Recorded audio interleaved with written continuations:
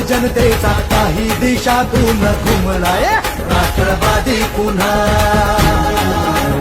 प्रगतीच्या वाटेने जाऊया साथीने एका मुखाने हो बोला राष्ट्रवादी पुन्हा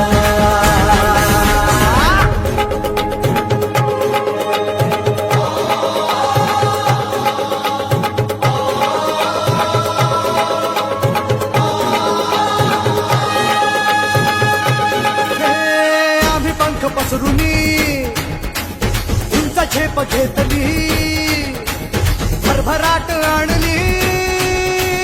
वेस नवी गाठली शिक्षणास रुजवुनी उद्योगास फुलवुनी कष्टाने घामाने पायवाट शिंपली